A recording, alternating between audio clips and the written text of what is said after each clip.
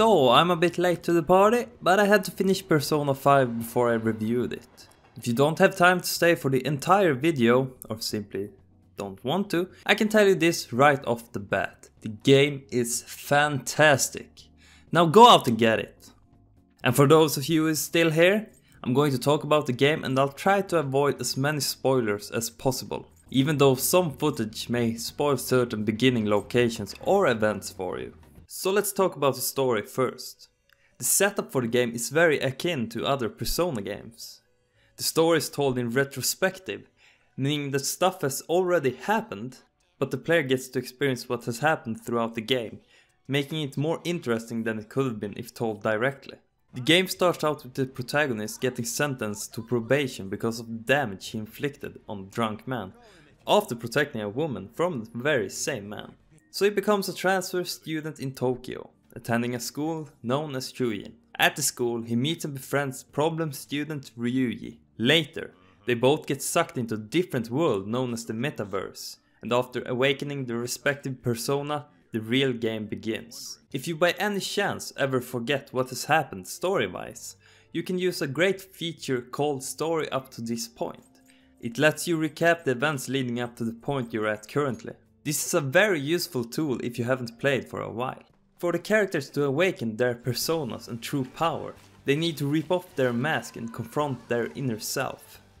Only then can they form a pact with their persona and fight for justice, to change the world for the better by making people lose the mask that we all wear. The protagonist is unique in the way that he can have many different personas and change between them at will, since he's a wildcard after all. The metaverse I mentioned earlier is a means for the group to change people's feelings and motivations by entering their hearts and stealing the hidden treasure from within. The Persona games have always focused a lot on the heart and one's inner self, and Persona 5 is no different. The place inside of people's hearts is called a palace. No, not that kind of palace. Palaces is designed to reflect the cognitive mind of a person, which also reveals a lot of stuff about that particular person. That also means that Atlus have had the opportunity to go loose and be as creative as they possibly could, and that's easily noticed when you see the creative worlds they have created, each with their own distinct theme. The levels are varied in both level design and mechanics, often with a unique twist within each palace. A very welcome change from the more linear dungeons from the previous games. The bosses are designed to be both unique and imaginative. Every boss is hard in its own right, but not frustratingly hard. If you think about it and apply tactics, you can easily counter the difficulty, and that makes the bosses that much easier. But that's not all. Each target has a believable conviction, and while it doesn't justify their crimes and wrongdoings, it makes them feel that much more deeper and steers away from making them typical bad guys. Aside from palaces, there's a place called Mementos, where you can fight monsters and do missions. Mementos is unfortunately procedurally generated, but if you don't spend a lot of time there, it doesn't become stale. This place is great for leveling your characters, earning money, and recruiting personas. Atlus have also done a great job at making the game's thief theme clear and coherent. Personas are based on famous thief characters such as Arsène Lupin, Zorro, and Carmen. Not only that, but you actually feel like a thief from time to time, stealing treasures and climbing castle beams, rooftops, and other stuff. It reminds me of a certain character from a famous anime show. There's even a stealth mechanic that makes the palace security go up every time you're discovered, making the enemies harder among other things, but it falls a bit short sometimes because of the camera, and in the end it just serves as an ambush mechanic instead. The fan favorite Igor makes a return, of course. Sadly, he has another voice actor this time, since the original voice actor, Isamu Tanonaka, died of a heart attack back in 2010. It's hard replacing such an iconic voice, but I think the new voice actor did him justice in the end, as he grew on me during my playthrough. This time, the Velvet Room is a prison, and the protagonist is that prison's inmate. Igor gives him quests and assignments so the protagonist can be rehabilitated. Instead of Margaret, we have the twins Justine and Caroline who helps Igor with tasks such as fusing personas, among other things. And on that note, Persona 5 has a lot of interesting characters that is diverse in both personality as well as design. Even though they are quite plain and stereotypical, each group member have backstories among other things that makes them more interesting as the game goes on, and the more you spend time with them. There's a lot of people who can become your confidants, and they all have something that can help you on your journey. Boosting the respective rank of this confidence gives you even more goody-goody. However, this confidence acts like real-life people to an extent.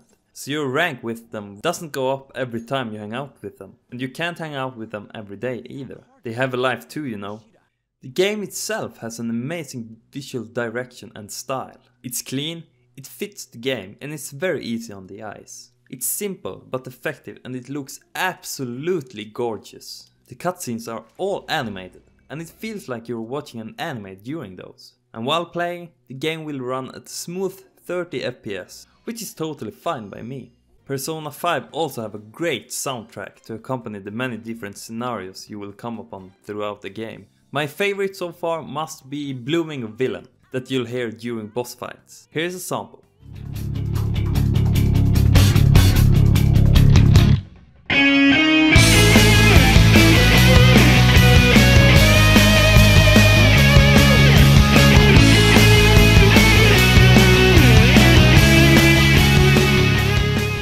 Oh, and by the by, the game has good voice actors throughout the game, both Japanese as well as English, and a good chunk of the dialogue is voiced, which is really appreciated. Even some of the personas is voice acted to a certain degree. But we still haven't talked about two of my favorite things in Persona games, the combat and the life simulation. I'll talk about combat first.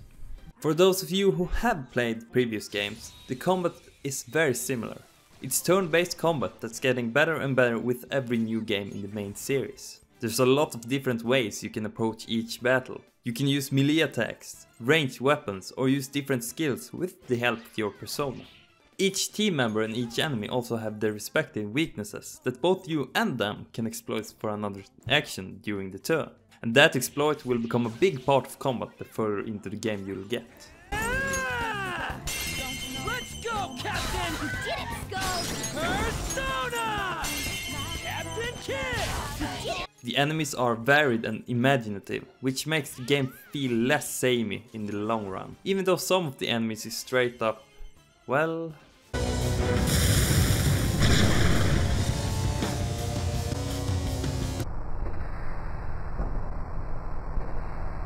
And because you can change the protagonist's persona, you can also change his strengths and weaknesses, allowing for a tactical choice in battles. If your team manages to knock down every enemy, the enemies will plead for their lives, asking you to spare them. This allows you to gain an item, money, or the persona itself. If you're not feeling like doing any of that, you can also do an all-out attack for massive damage to all enemies, and a cool ending screen if they die to the barrage. Good I am. Okay guys, let's do it! Game over. It's very easy to learn the basics of combat, but it's hard to master them. The other part I love about these kind of games is the life simulation experience. Between palaces and other musts, like exams, you can do a lot of activities such as going to the movies, eating fast food, studying, working and hanging out with your buddies. And, just like in real life, you can rent movies and forget to return them before a week has passed, which makes you cry when paying that hefty fee. And because this is a life simulator, it gives you the ability to make a lot of choices which will impact your game in different ways. Even if some of the choices doesn't really matter in the end, which is a shame, but also understandable. The game also tackles a lot of everyday problems and showcases a lot of graphic content, such as depression, abuse, rape and even suicide. It does this in an excellent way, that both makes the game feel more connected to reality, but also it shows how horrible real life really can be. But even so, the game can be really funny at times, and I've laughed quite a bit myself, I must admit. By the way, the reason you lost consciousness was because of the taste. It produces a foul smell when it mixes with gastric juices, similar to surströmming.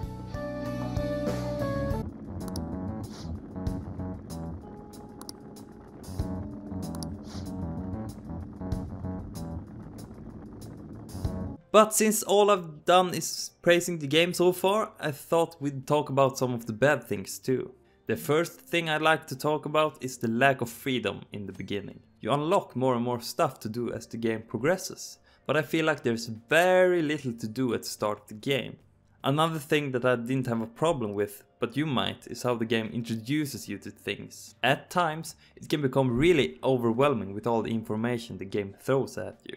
And one of the things I personally disliked is the protagonist's persona, Arsene. I love his design and how badass he is, and that is the problem. You'll notice quite fast that he just isn't viable in the long run, as you'll gain much more powerful personas fast. So if you're like me and want to play with him throughout the game, I'd recommend not doing that, as you'll be handicapping yourself. That said, the pros far outweigh the cons in Persona 5, and you'll be looking at around 100 hours plus of playtime during your first playthrough. So with that said, I think it's time for my score. Persona 5 has earned a score very few games deserve in my opinion, and that's a perfect 10 out of 10.